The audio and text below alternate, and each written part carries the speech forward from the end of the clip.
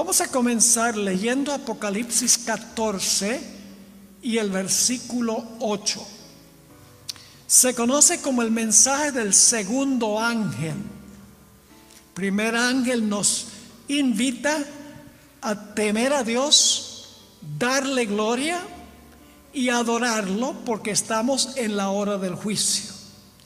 Y luego sigue un segundo mensaje y dice así: otro ángel le siguió diciendo: ha caído Babilonia, la gran ciudad. Y luego da la razón: porque ha hecho beber a todas las naciones del vino del furor de su fornicación. Varios puntos importantes aquí. Cae Babilonia porque ha hecho beber a las naciones su vino, que es un vino de furor, del furor de su fornicación. Todo eso lo vamos a desmenuzar durante el transcurso de esta media semana. Ahora, la única manera como podemos entender el espíritu de Babilonia es regresando al primer lugar a donde se origina Babilonia. Antes que podamos entender Babilonia en Apocalipsis, tenemos que volver al lugar a donde primero se menciona. Y no se trata de Génesis, el capítulo 11.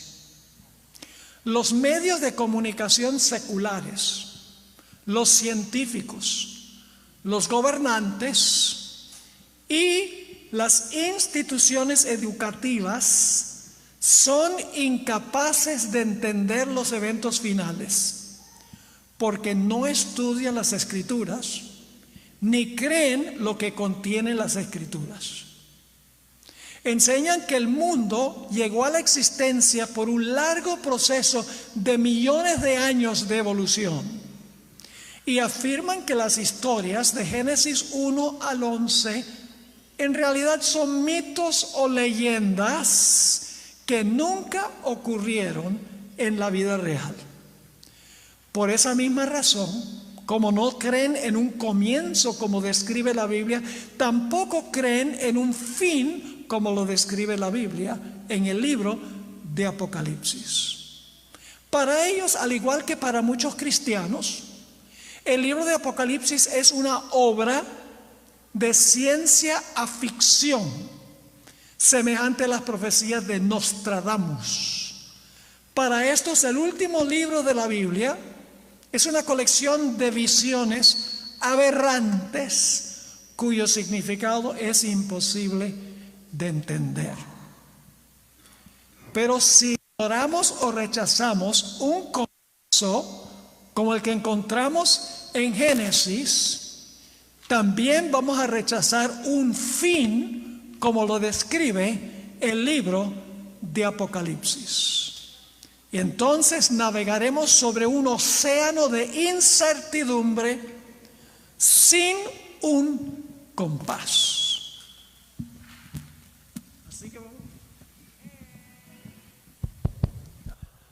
Así que vamos a regresar al libro de Génesis, el capítulo 11.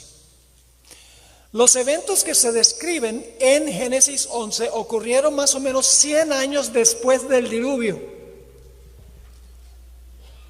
Apenas salieron Noé y su familia del arca, Dios les mandó que se dispersaran por toda la tierra. Es un detalle muy importante. Noten lo que dice Génesis el capítulo 9 y el versículo 1. No era el plan de Dios que después de salir del arca se congregaran o se consolidaran en un solo lugar. Debían dispersarse por toda la tierra. Dice en Génesis 9:1: bendijo Dios a Noé y a sus hijos y les dijo: fructificad y multiplicaos y llenad la tierra. Llenen la tierra de habitantes. No se concentren en un solo lugar. No se consoliden en un solo lugar. Ahora, antes de continuar allí nuestro estudio, necesito mencionar que más de 70 veces en el libro de Génesis se subraya la importancia del significado de los nombres y de los lugares. Un comentario bíblico explica en la Biblia la importancia de un nombre. Dice así: en el modo de pensar bíblico, el nombre no es un mero rótulo de identificación. Más bien es una expresión de la naturaleza esencial de la persona que lleva el nombre. El nombre de un hombre revela su carácter.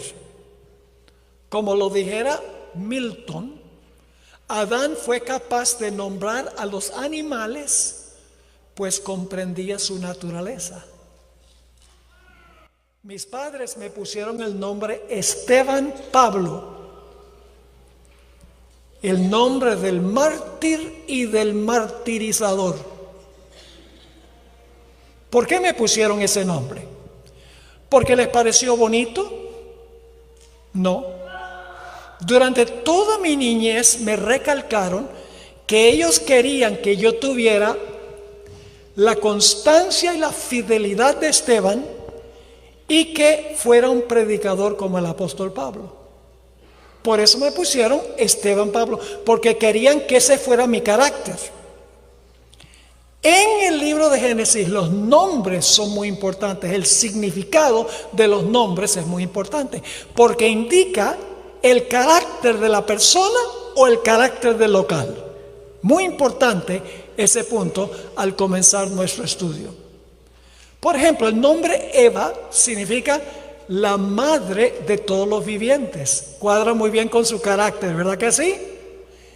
Betel, a donde Jacob tuvo el sueño de la escalera, se llama la casa de Dios.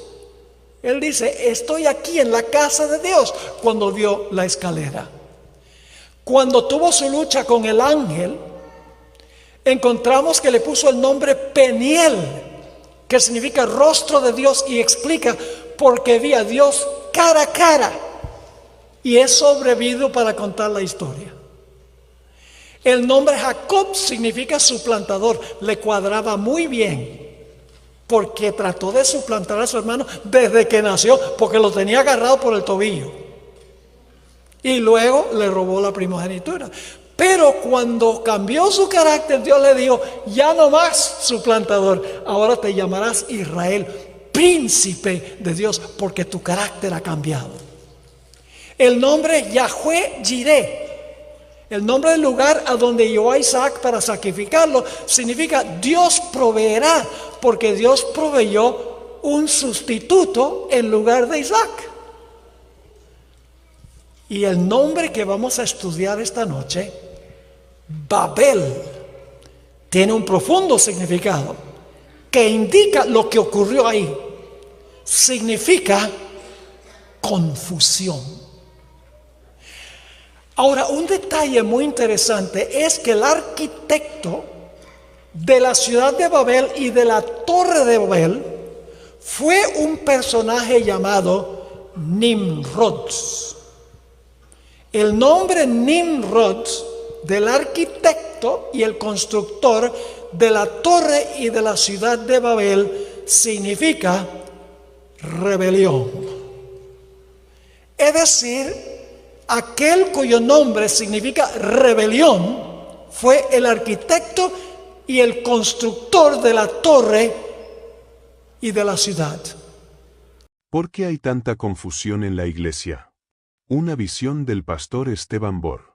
En el contexto cristiano contemporáneo, muchos creyentes se preguntan por qué la iglesia atraviesa una etapa de tanta división, confusión doctrinal y pérdida de identidad. Para el pastor adventista Esteban Bor, esta situación no es casual ni incidental. Según su interpretación, responde a causas profundamente espirituales, proféticas y teológicas. En diversos sermones y conferencias, entre ellos la rebelión de Babel, ¿por qué tanta confusión en la Iglesia?, Bohr traza una línea clara entre los principios bíblicos eternos y las desviaciones actuales que han causado una gran confusión dentro del pueblo de Dios. Este ensayo tiene como objetivo analizar detalladamente las causas y consecuencias de esta confusión según la perspectiva del pastor Bohr, así como presentar sus propuestas de solución, abordando los aspectos doctrinales, espirituales y proféticos involucrados. El texto se organizará en varias secciones extensas, desarrollando cada punto clave hasta alcanzar un análisis completo. Babel como símbolo de la confusión espiritual. Uno de los recursos más recurrentes en la predicación de Esteban Bohr es el uso de la historia de la Torre de Babel, Génesis 11, como símbolo de la rebelión organizada contra Dios. En esta narración, los seres humanos deciden unirse para construir una ciudad y una torre que llegara hasta el cielo, con el fin de hacerse un nombre y evitar ser dispersados por la tierra, en abierta contradicción con la orden de Dios después del diluvio. Este relato es más que una historia del Antiguo Testamento, es una profecía simbólica de lo que ocurriría espiritualmente en el tiempo del fin. Babel representa un sistema humano que se rebela contra la voluntad divina y que busca la unidad basada en el error, no en la verdad. Por eso, Dios confundió el lenguaje de los hombres, y desde entonces el término Babel quedó asociado con caos, desorden y confusión. Esta historia tiene un paralelo directo con el estado actual de la Iglesia. En vez de unirse en la verdad revelada por Dios, muchas denominaciones y hasta segmentos dentro del adventismo han buscado una unidad superficial basada en el compromiso con el error, la complacencia cultural y la tolerancia del pecado. En otras palabras, se ha levantado una nueva Babel espiritual. Y así como en Génesis 11 Dios intervino para frustrar los planes humanos, también intervendrá al final del tiempo para corregir la confusión en su Iglesia. Causas de la confusión. Abandono de la autoridad bíblica.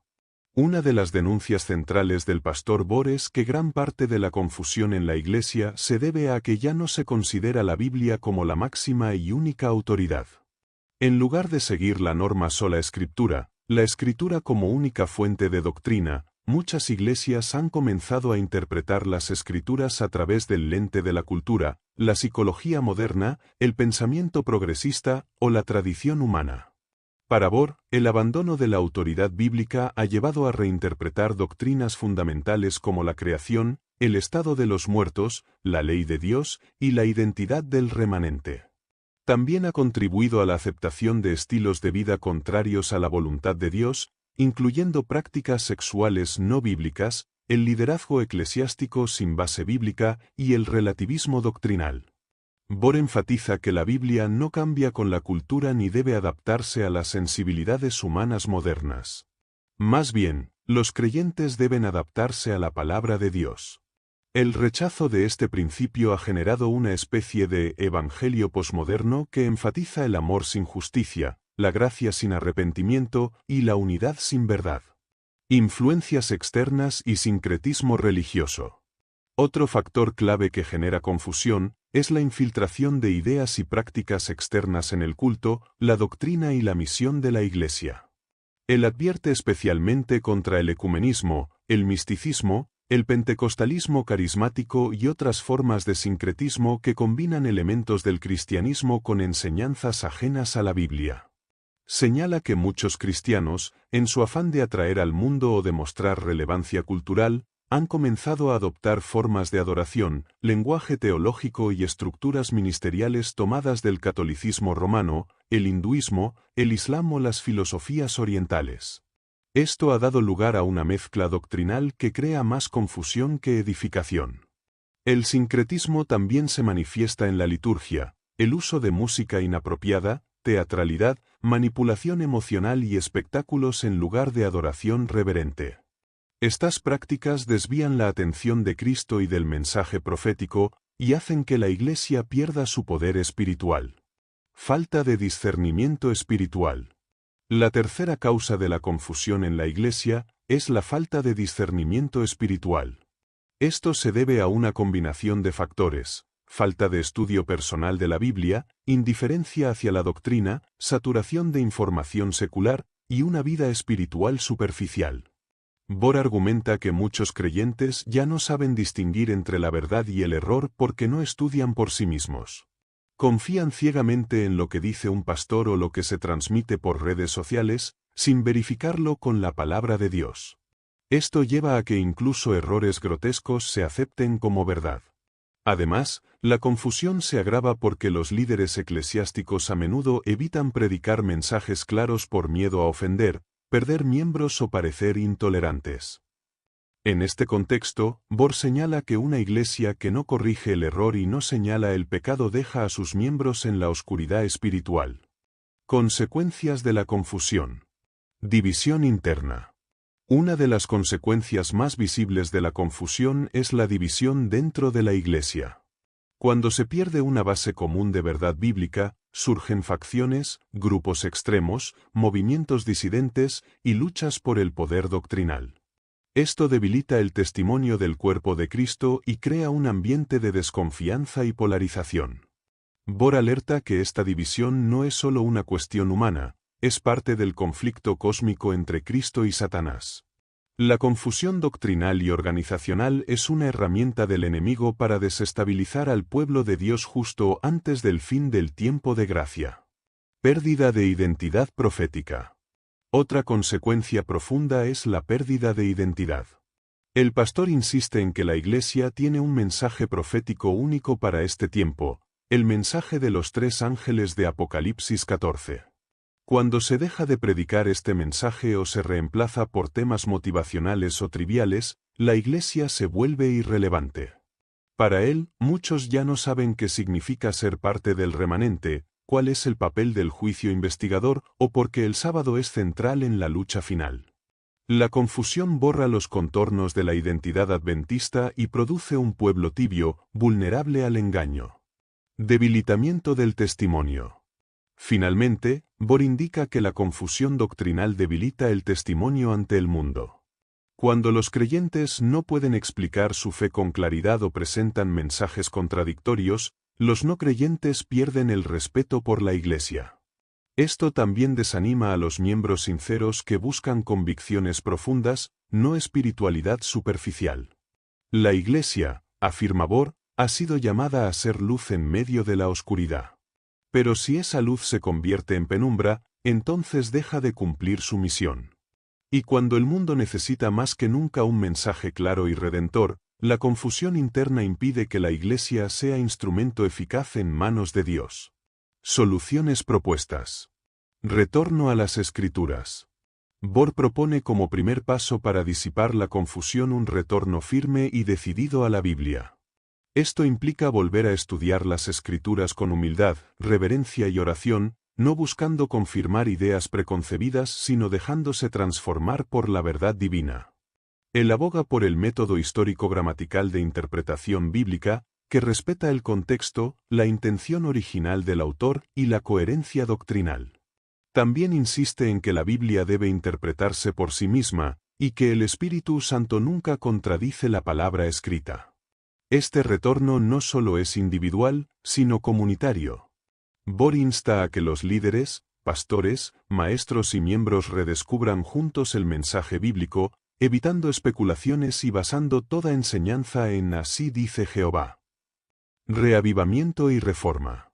El segundo paso es un proceso profundo de reavivamiento espiritual y reforma.